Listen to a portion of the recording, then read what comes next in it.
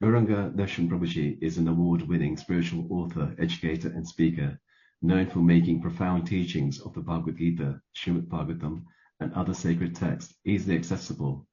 As Dean of Bhaktivedanta Vidyapati at ISKCON Gauranga Eco Village, he leads an in-depth study programs and teaches thousands worldwide on character development, mindful leadership, and the practical relevance of Vedic wisdom. A gifted storyteller and prolific author, Prabhuji presents Vedic philosophy in a clear, systematic way, guiding devotees on their spiritual journey. He also contributes to ISKCON's educational initiatives through curriculum development, mentoring, and retreats, and serves on the ISKCON Board of Examination and GEV Administrative Council. A dedicated disciple of His Holiness Radha Swami, Gauranga Darshan Prabhuji continued to spread devotion, culture, the spirit of service. We warmly welcome him to the London School of Vedic Studies and look forward to receiving his enlightening nectar of what is the glories of Srimati Radha Rani. Hare Krishna Prabhuji, over to you. Hare Krishna. Om Namo Bhagavate Vasudevaya. Om Namo Bhagavate Vasudevaya. Om Namo Bhagavate Vasudevaya.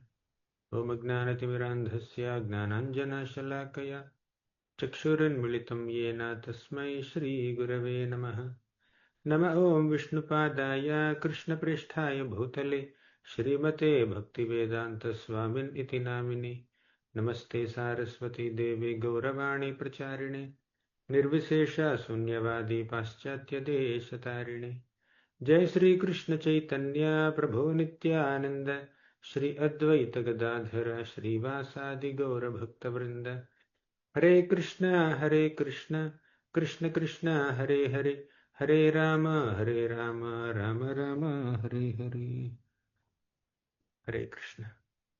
My humble obeisances to all the devotees who assembled for this session on the glories of Srimati Radharani. In the Bhagavad Gita, Krishna speaks about Srimati Radharani right in the middle. You may be wondering, how can there be Radharani on the battlefield of Kurukshetra? But Prabhupada very beautifully explains the 13th shloka of the 9th chapter of Bhagavad Gita in this way. Mahatmanastu mam partha daivim prakritim ashritaha bhajantyananya manaso gnatva bhutadi bhavyayam. Mahatmas are those people who take shelter of Daivi Prakriti, Srimati Radharani.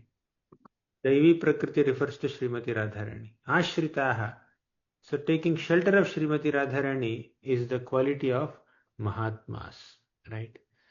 And Bhajanti Ananya Manasu. They worship Krishna, they serve Krishna, Ananya Manasa, without any distractions or deviations in the mind. So that is their nature. That is Mahatmas. Gnatva Bhutadim Avyamam. They understand Krishna as the origin of all living entities. And they also understand that the purpose of their life is to render service to Krishna. Right? So this shloka that we just recited now is from the 9th chapter Bhagavad Gita. Prabhupada writes, in the Nectar of Instruction, Prabhupada writes, the words Daivim Prakritim refer to the control of the internal potency or pleasure potency of the Supreme Personality of Godhead. This pleasure potency is manifested as Srimati Radharani or her expansion Lakshmi, the goddess of fortune. When the individual jiva souls are under the control of the internal energy, their only engagement is the satisfaction of Krishna or Vishnu. This is the position of Mahatma. If one is not a Mahatma, he is a Duratma. So, in short, Prabhupada says that the Daivi Prakriti in that shloka is referring to Srimati Radharani. And Mahatmas or exalted devotees are those who have taken shelter of Srimati Radharani. She is the goddess of devotion, supreme goddess of devotion. In the next shloka, Krishna says, Satatam kirtayanto mam yatantascha dridhavrataha namasyantascha mam bhaktya nityayukta upasate. Give me 1 second.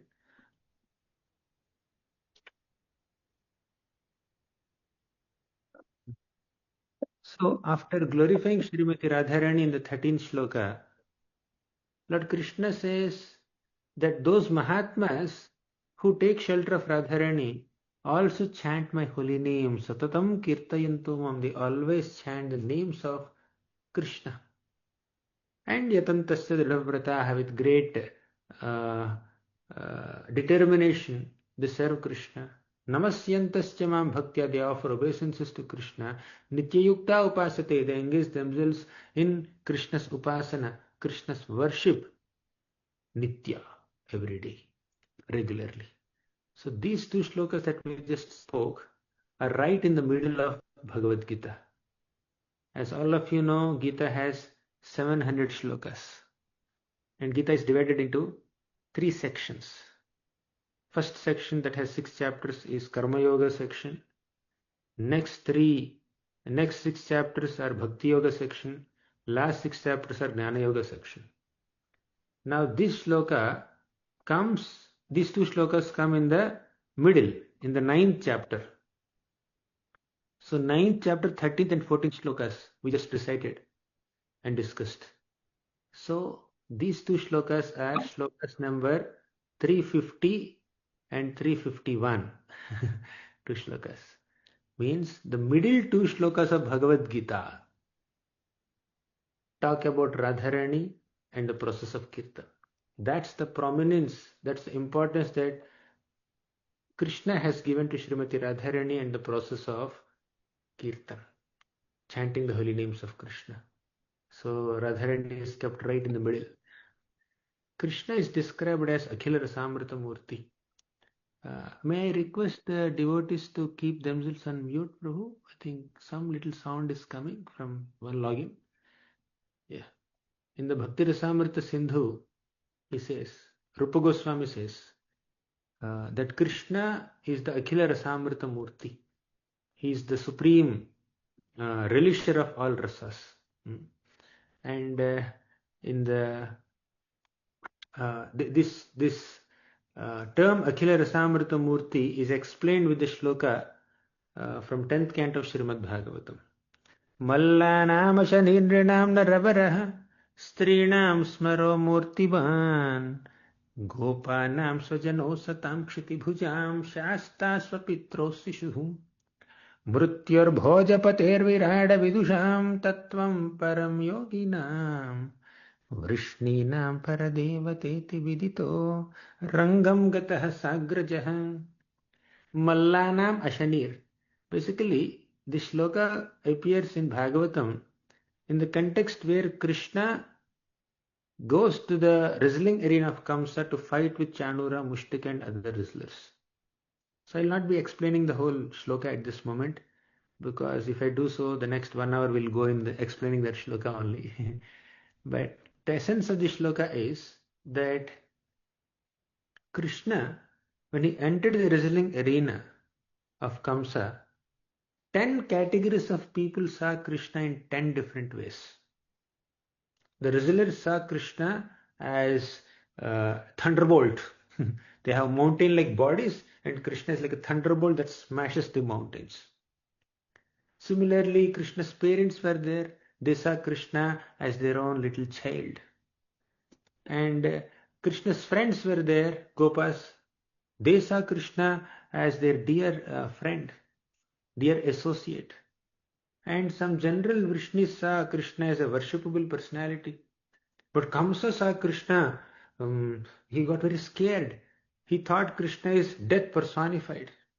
And some women saw Krishna, young women, they saw Krishna is like Cupid. He's like Madana, Kamadev. Thus different categories of people saw Krishna in different ways. Thus one Krishna in one attire is inspiring different kinds of feelings in the hearts of different kinds of people according to their consciousness. What does it mean?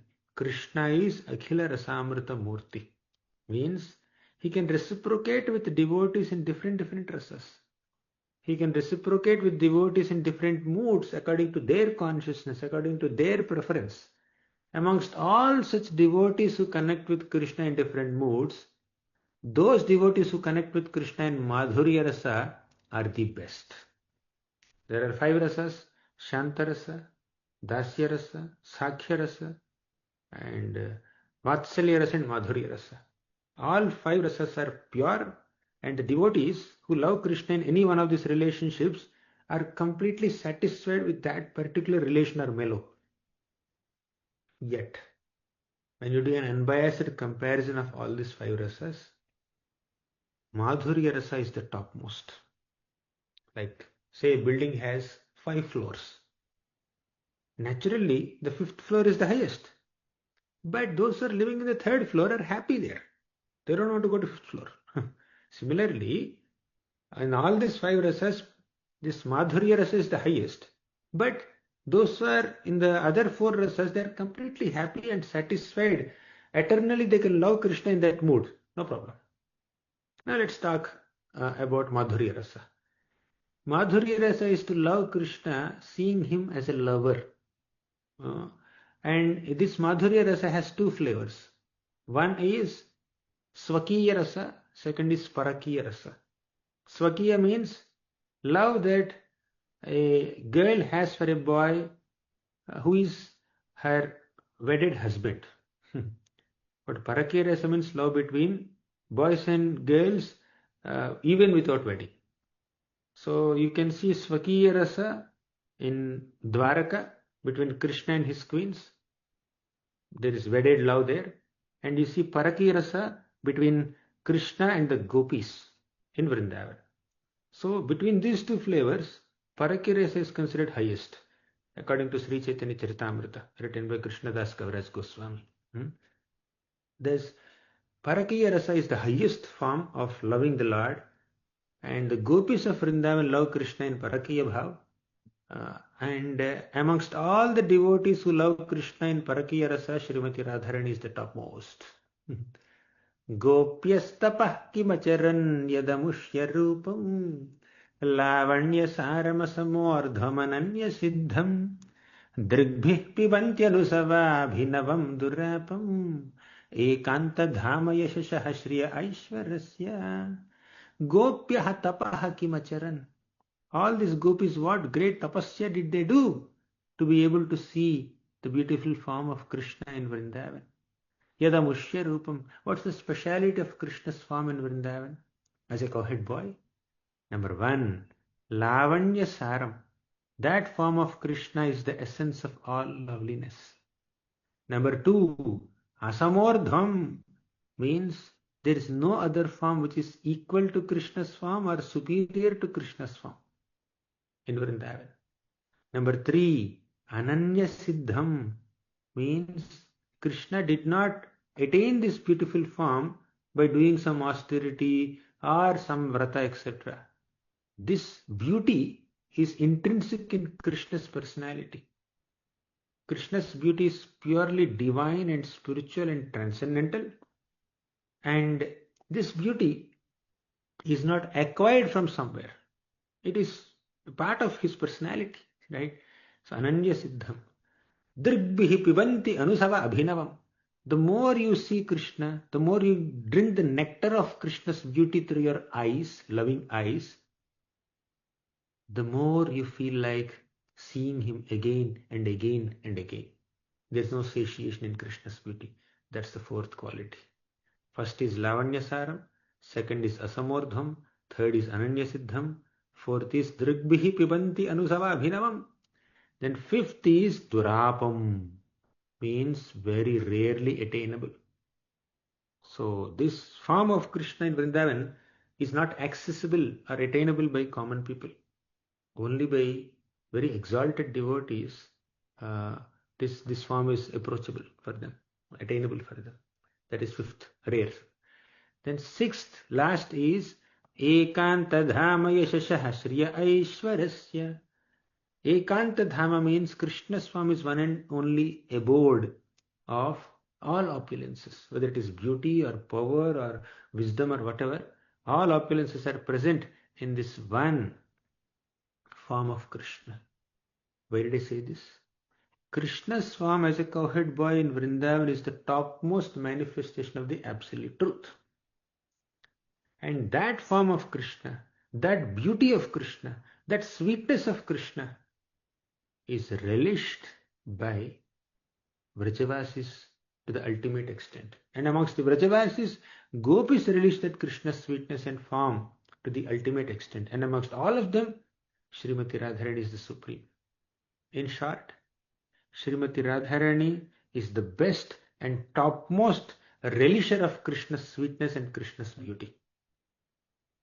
For example, there is a sweet, and there may be so many people who may love that sweet, but only few people have the capacity to digest that sweet.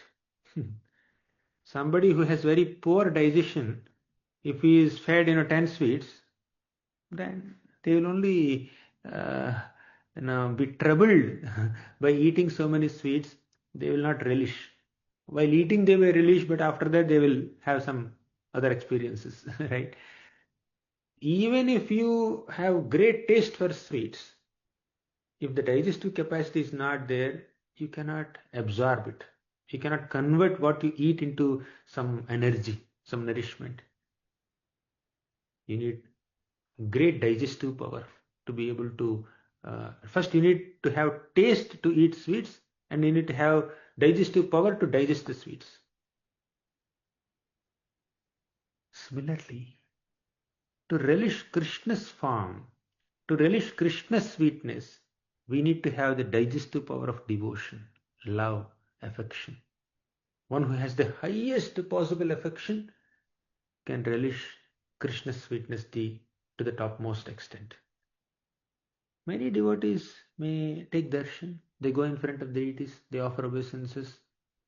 Sometimes we may stand in front of the altar for 5 minutes or 10 minutes or 1 hour, take darshan, release the form. But sometimes we may become very restless. Even if we stand in front of the deities for 1 or 2 minutes, our eyes are turning in 10 different directions. We are not focusing on the form. Do you have such experience? That sometimes struggling sadhakas may not be able to relish Krishna Katha although they are hearing it. They may not be able to relish holy name although they are chanting it. They may not be able to relish Krishna's darshan although they are seeing the form of the Lord. Why? Lack of taste, lack of devotion, lack of digestive power. Similarly, although Krishna is sweet, everybody cannot experience that sweetness.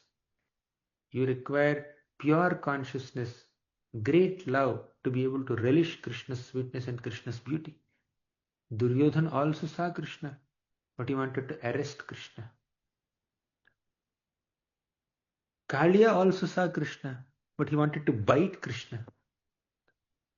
Shishupal also saw Krishna. Shishupal was always envying Krishna.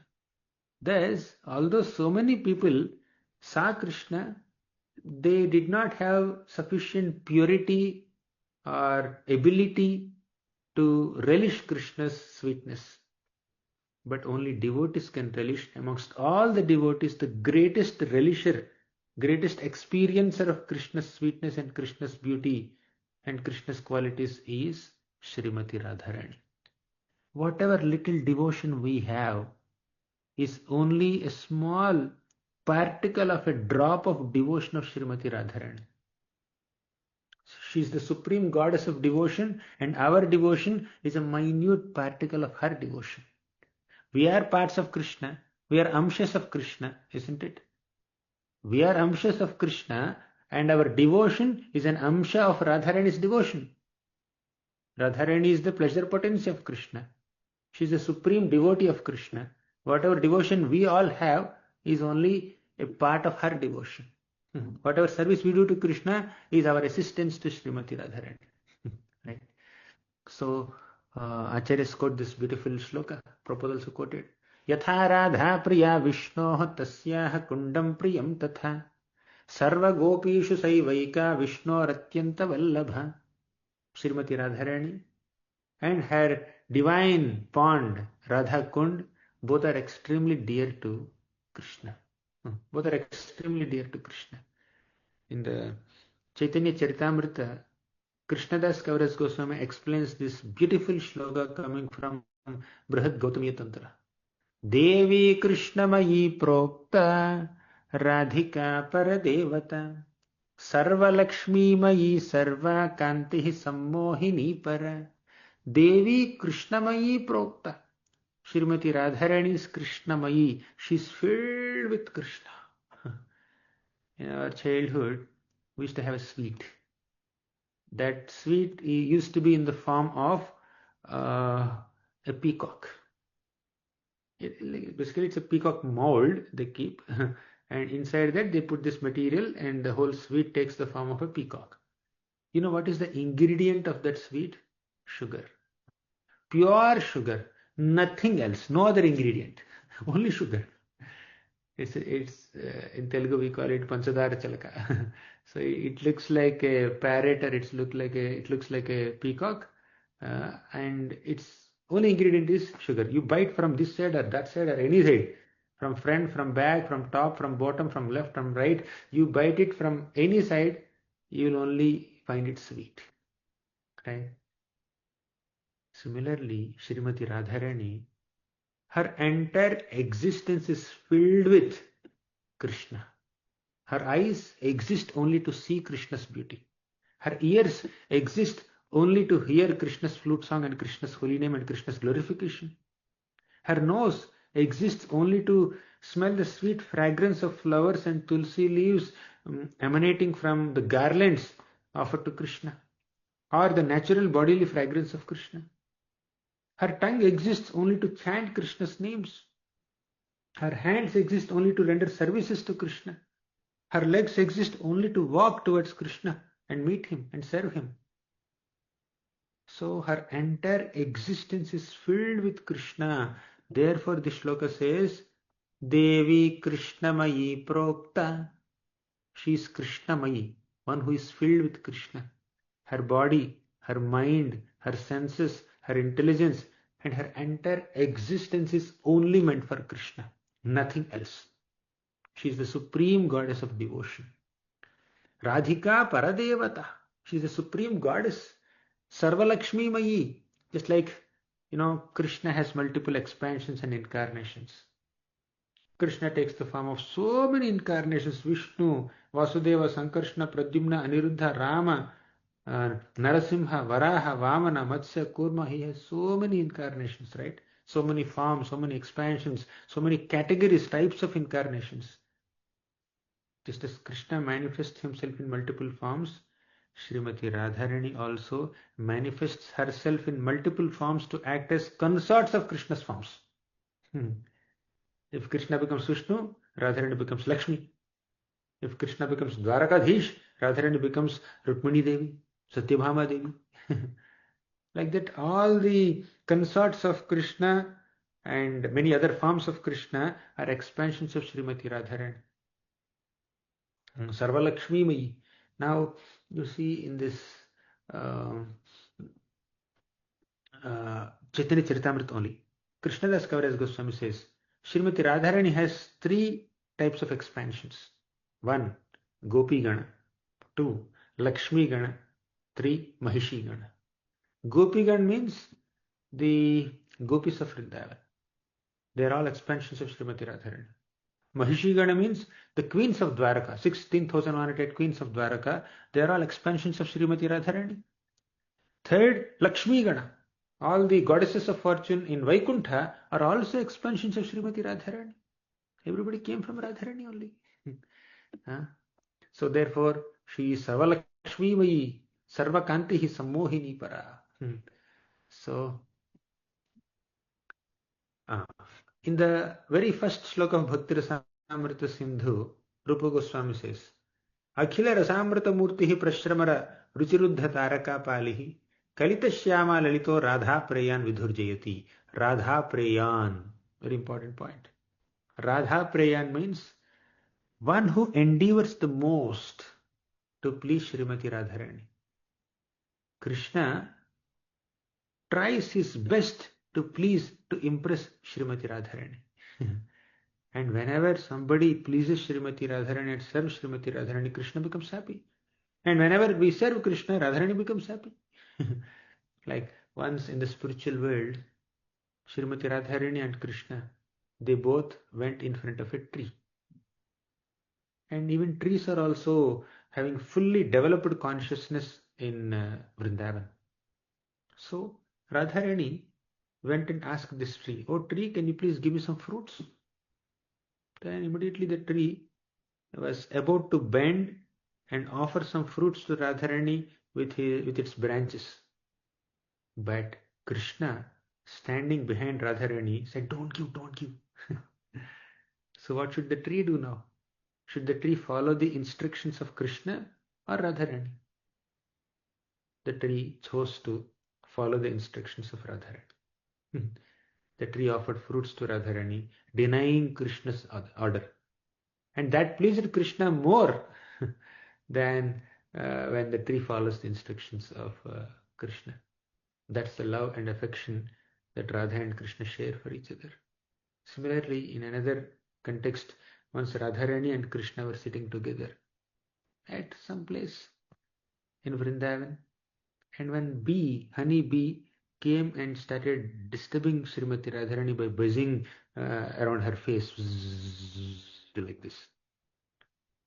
Then Krishna understood that Radharani is getting disturbed by this bee.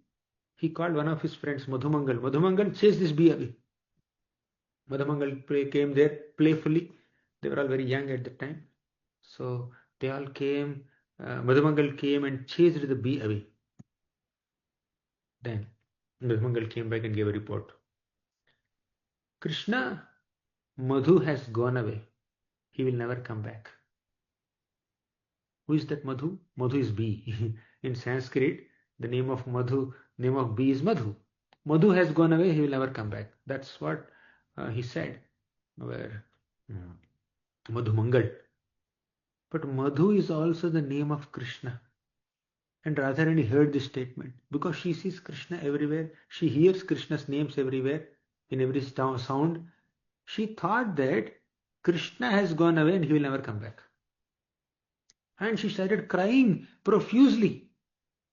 And Krishna asked Radharani, he's right next to Radharani, and he asked her, why are you crying so much? Oh, Madhu has gone away, he will never come back, he will never come back. And Krishna said, I'm right next to you. Why are you crying? But very thought of Krishna's departure, or the statement that Krishna is away, that Radharani's ears could not accommodate. The thought Radharani's mind could not accommodate. So she started crying. That's the amount of love Radharani feels for Krishna.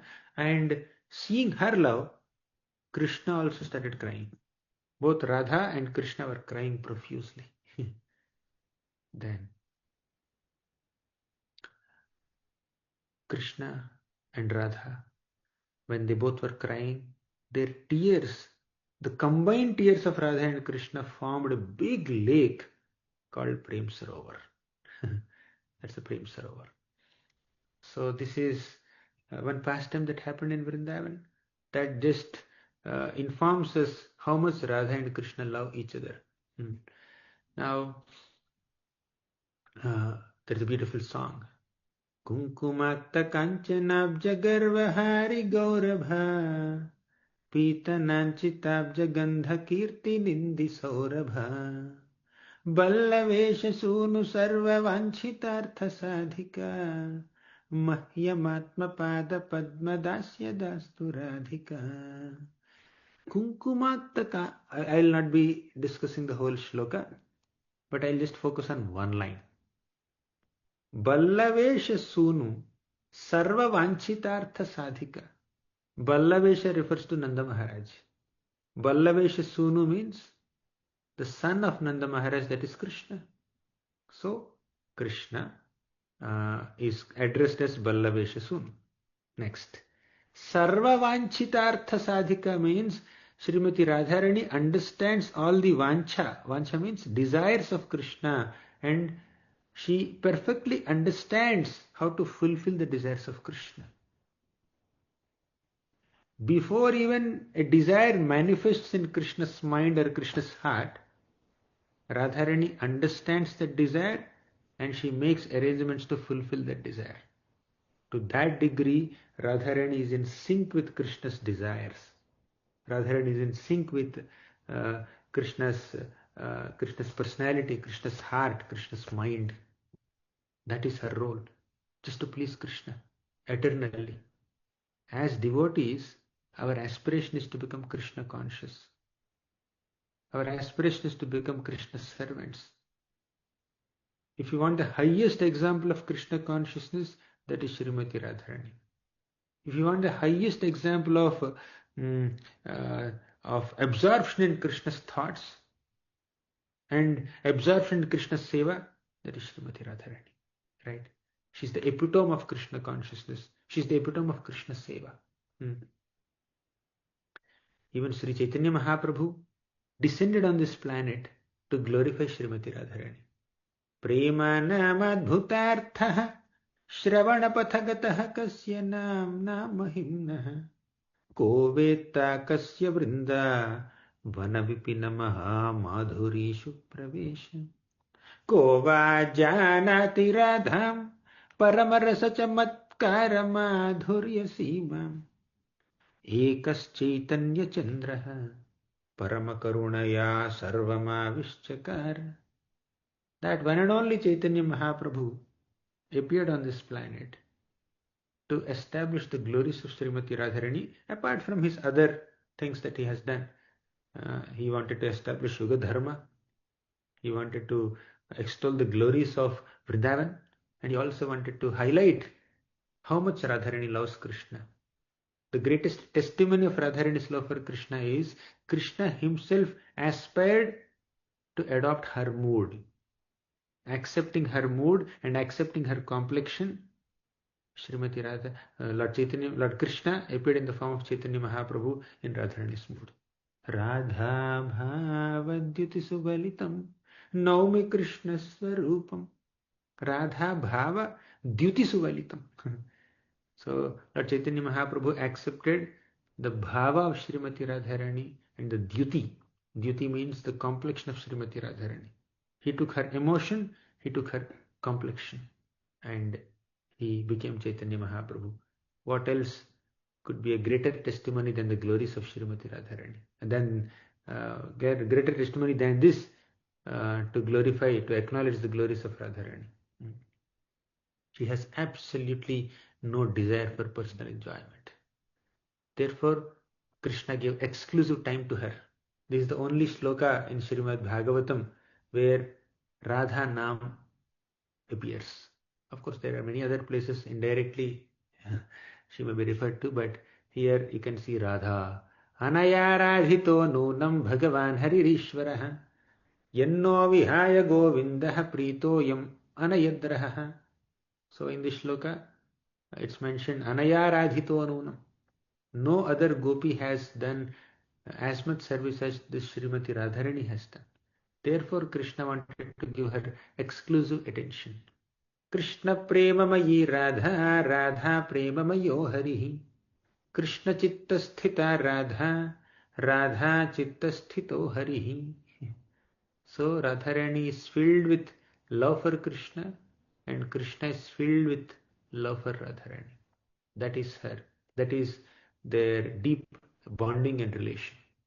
In the Chaitanya Charitamrita, Krishnadas Kaviraj Goswami says, Radhara Swarupa Krishna Prema Kalpalata Sakhigana Hayatara Pallava Pushpa Pata Krishna Lila Amruta Yadi Lata Ke Sinchiya Nija Sukha Haite Pallavadhyar Koti Sukha Haya. So, Srimati Radharani always wants to render service to Krishna, and all the other gopis are assisting Srimati Radharani in her service to Krishna. But Radharani thought, let these gopis also directly serve Krishna. Why I only have to directly serve Krishna? Of course, she loves to serve Krishna for the rest of eternity. but she also wanted to give an opportunity to other gopis also to directly serve Krishna. And if they directly serve Krishna, she derives 10 million times more happiness than when she directly serves Krishna. Now, what is the consciousness of the gopis of Vrindavan? Even the gopis also think in a similar way. We derive 10 million times more happiness by assisting Srimati Radharani in her service to Krishna than we directly serving Krishna. Right? So, this is the selfless love between the devotees of Krishna. They just wanted to assist each other in their service to Krishna. This is the selfless love they have for each other. See, Krishna Prema is not only having Prema for Krishna. Krishna consciousness or Krishna Bhakti is not just serving Krishna alone. We should serve the devotees of Krishna also. We should also love other devotees, have affection for other devotees, support them, favor them, and be there for them physically, emotionally, and spiritually. In all ways, let us try to support other Vaishnavas, and that's how we can become closer to Krishna. Krishna loves to serve his devotees, and Krishna loves to see his devotees serving other devotees. Next. I think I will skip a few glories. There are unlimited glories. How much can I describe? Ananta Koti Vishnu Lokanamra Padmajarchite Himadrija Pulo Maja Virincha Javara Prade Apara Siddhiriddhi Digdha Satpadanguli Nakhe Kada Karishyasi Hamam Kripap Kataksha Bhajanam Ananta Koti Vishnu Loka Namra Padmajarchite. Basically, Ananta Koti Vishnu Loka means hundreds and thousands and millions of Vaishnavas fall at the feet of Srimati Radharani. Namra Padmajarchite, with great devotion, with great humility, they render service to Srimati Radharani. They are all there taking shelter at her lotus feet. And there are many such glories. I think I will just speak this one shloka and conclude. This one shloka has 6 jewels of Srimati Radharani. Chintamani pranamatam vrajanagareenam Chudamani kulamanir vrishabhanu namnah Yashyama kama varashanti manir nikunja Bhushamanir hridaya samputa sanmanirnah. Chintamani pranamatam. So Srimati Radharani is like touchstone for those who bow down to her. Chintamani. That's the first mani of Srimati Radharani. Mani means a jewel. Chintamani pranamatam. She's like touchstone for those who bow down to her lotus feet. Second, Vrajanagareenam Chudamani. Chudamani means crushed jewel. She is the crushed jewel of all the Vraja gopis. That's the second jewel of Radharani. Third, Kulamanir Vrishabhanu Namnaha. So Kulamanir means she is like a jewel in the dynasty of Vrishabhanu. Kula is a family or dynasty. Vrishabhanu Namnaha. There is a Vrishabhanu, there is a Kula, there is a dynasty of Vrishabhanu, and she is the mani, she is a jewel of that Vrishabhanu's dynasty. That's the third jewel of Radharani. Fourth, Yashyama Kama Varashanti Manir Nikunja. Shyama is Krishna. Kama is Radharani. Kama means desire. So Shyama Kama means desires of Krishna. Varashanti Manir Nikunja means Srimati Radharani is like Shanti Manir or a peace stone that can fulfill all the desires of Krishna. Right? Very, very beautiful description here. Shanti means to pacify someone, to mellow down someone. If somebody has a desire, unfulfilled desire, they naturally become a little anxious or restless or they are dissatisfied, right? To pacify them, to to make them shant. You need someone who is able to fulfill the desires. Srimati Radharani is that personality who can fulfill the desires of Krishna, as we have seen in the previous shloka. Right? Ballavesha Sunu Sarva Vanchitartha Sadhika. Right? So next. Nikunja Bhushamanir. Very important. Fifth jewel of Radharani. Nikunja means the bowers of Vraja. Nikunja Bhushamanir means she is the decorating jewel of Vraja bowers. There are so many bushes, so many plants, and so many trees, and so many bowers in Vrindavan. And the beauty of all those bowers is Srimati Radharani is present there. She is the decorating jewel of Vrindavan, entire Vrindavan. She is the Empress of Vrindavan. And last, sixth mani is Hridaya Samputa Sanmanirnaha. Hridaya Samputa means the treasure box of our heart. So our hearts are like a treasure box. And Srimati Radharani must be like a jewel within the heart. Basically, it means you don't expose your treasure to everybody, isn't it? You have to hide your treasure. If you have some valuable jewel or some valuable gold or something valuable, you don't just leave it here and there. Because it's valuable, you preserve it nicely, you save it nicely, you protect it nicely. Similarly, whatever devotional affection we have for Srimati Radharani must be preserved within our hearts. Occasionally, once in a while, we may share on Radhashtami day or maybe some Kartik, or some occasionally. But her topic is very confidential. So we cannot freely speak the glories of Srimati Radharani, especially the confidential pastimes of Srimati Radharani, in front of general public who are not yet evolved enough in their consciousness to hear such exalted topics.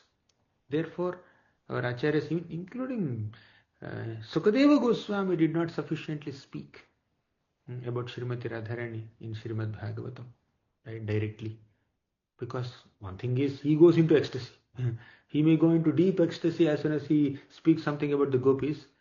So then who will complete Bhagavatam? Therefore he kind of restrained himself. And from another perspective, not everyone is qualified to understand the exalted glories of Srimati Radharani. Therefore, her glories are rarely discussed, occasionally discussed. So these are some thoughts. Radharani's glories are unlimited, and I don't even know a small particle or a drop of her oceanic glories. But in that little particle also I shared only a small portion of a particle in this last few minutes. So I think I'll humbly conclude here. Thank you so much. Srimati Radharani ki jai, Granthara Srimad Bhagavatam ki jai, Srila Prabhupada ki jai. Hare Krishna. Hare Krishna. Thank you very much, Prabhuji. That was so beautiful. We hope to see you again on this platform. But would you be happy to take some questions or so? Yeah, I have two questions we can take. Okay. If anyone wishes to ask a couple of questions, please raise your hand. Devi Mataji, Hare Krishna. Krishna, thank you very much for today. You mentioned about how Radharani was affected by hearing that Madhu is gone. This kind of sound like the mind is in such a way it could be controlled by whatever others say, and it can affect one. And even though you have the eyes, you don't see it because you are affected so much because of the word you have heard. So isn't it the same thing even in other cases, in our other situation? Basically, we need to understand Srimati Radharani's emotion here. She is experiencing deep feeling of separation from Krishna. I think this may not be brought down to the level of common people who may be affected by some comments or what they hear. She is feeling intense separation from Krishna while seeing Krishna, while being next to Krishna. Bhagavatam says many of us blink our eyes, and the time required to blink our eye is a fraction of a second, nimesha. It's not even 1 second also. It's a small fraction of a second required to blink an eye. And we blink eyes so many times, but we don't even realize it because there's a continuity in our vision. Whatever we are seeing, we are able to see continuously, although eyes are closing and opening. When eyes are closed, you should not see anything. But because eyes are getting closed only for a small time, fraction of a second, we don't lose the continuity of our vision. We are able to see it continuously. But Srimati Radharani or any other Gopi of Vrindavan, they feel some yugas of separation within that duration of one eye blink. That's the extent of their love for Krishna. Love is not measured by like normal scales of measurement in kilometers or kilograms. So we don't measure love in that, or in GBs or TBs. Love is measured by the amount of separation we feel for the beloved. So the more I miss somebody, the more I love them. If I don't miss somebody, if someone's absence is not making any difference in my life, if I'm not having a drop of tear in my eye when I'm missing someone, I don't love them. Simple. But Srimati Radharani is not like that. The gopis of Vrindavan are not like that. Brajavasis are not like that. Even within one eye blink, they experience some millions and millions of years of separation from Krishna. So, in that Prem Sarovar pastime, Srimati Radharani could not accommodate the thought that Krishna leaves them. Therefore, she cried intense tears. Does it make sense, Mataji? What I meant was, Srimati Radharani is a pure, very, very pure goddess. You know what I mean? And if she could get controlled by hearing, even that the deep love and so on, at that time, at that situation, there was exalted in all the way. So, I mean, when you, in that situation, you can get affected that way. So what to say about us? We are in Kali Yuga and nothing is pure. You know what I mean? So it's more, that's what I mean is when they are the purest and still they get, even the higher love, even that, they get affected still because the mind is a kind special. It's a general fact that we get affected by what we hear. Correct. In Yes. our regular day-to-day dealings. Yes, Mataji. Hare Krishna. Yes. Okay, thank you very much. Sorry, I don't know your name, Mataji. It says PS on the... Hare Krishna, Prabhuji. Thank you so much. My name is Preeti. Prabhuji, just a quick question, and I've been reading Bhagavad Gita and Bhagavatam for some time now, and as you mentioned, I might have already missed it. You might have covered it earlier in the session. Why is Radharani's name mentioned indirectly in Srimad Bhagavatam and the Bhagavad Gita? Like you mentioned in Bhagavad Gita, there's this shlok in the middle of Bhagavad Gita where it's mentioned, and only a few verses of Srimad Bhagavatam mention it. Thank you. Haribol. Directly. That is to protect the confidentiality of the subject matter. Generally, in this material world, when something very valuable, very sacred, very elevated is given to people in this world, they may take it for granted. They may not understand its value. Something which is rare must be protected, must be revealed only in some confidential circles, only in front of those who are having the level of purity of their consciousness to be able to appreciate it. Common people may not be able to appreciate it. Therefore, it's kept little confidential. And those who are little more purified in their mindset, in their consciousness, in their habits, by following regulative principles, by chanting the holy names of the Lord, by sufficient reading of scriptures, then they can read Sri Chaitanya Charitamrita, where Srimati Radharani's glories are profusely presented by Krishnadas Kaviraj Goswami. So Prabhupada has given us Chaitanya Charitamrita also, and many other wonderful exalted Vaishnavas have presented such great literature that glorifies Srimati Radharani. But we need to have some, process. We need to first equip ourselves with basic philosophy, foundational philosophy, like Bhagavad Gita. It first introduces us to the basic topics of karma, kala, swabhava, three gunas, Ishvara, Jiva, Prakriti. So this like basic philosophy we need to first understand. Bhagavad Gita is very exalted scripture, but it also equips us with foundational understanding of philosophy. Then Bhagavatam takes us like one step ahead and introduces the philosophy in a more elaborate way with stories. Gita does not have any stories. Gita is only philosophy, very concise philosophy. And Bhagavatam presents philosophy in a very elaborate manner, along with so many stories and historical narrations and pastimes. Then Chaitanya Charitamrita goes little deeper into Radha Tattva and Krishna Tattva and some pastimes of Chaitanya Mahaprabhu. And there are many other literatures also. So one has to gradually progress through all these wonderful scriptures instead of haphazardly starting from anywhere.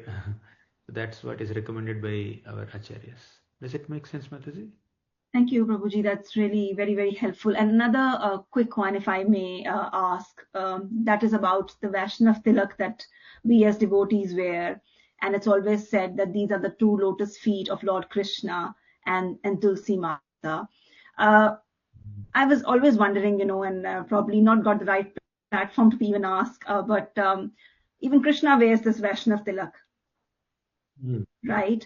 And I always used to wonder, are those the lotus feet of Srimati Radharani? I might be wrong, but yeah, just a quick question. Hari Bol. Yeah. What the Shastra says is Krishna also wears a tilak which is like a dot, a round dot. And sometimes Radharani also wears this dot, and sometimes or many times devotees even put this like full Vaishnava tilak on Krishna's face also, Krishna's forehead also. When Krishna puts it there, it's more like a decoration for him than keeping his own feet there or Radharani's feet there. So at least I have not, within my limited Shastric study, I did not hear that, I did not read that these two lines on Krishna's face are Radharani's feet. I did not hear that, but it's like a decoration for Krishna. Vaishnava Tilak. That's helpful. Thank you so much. Hari Bol. Hare Krishna. Hare Krishna. Okay, thank you. Thank you very much, Prabhuji. If we can all kindly unmute and say our three Hari Bols. Hari Bol! Hari Bol! Hari Bol! Hari Bol!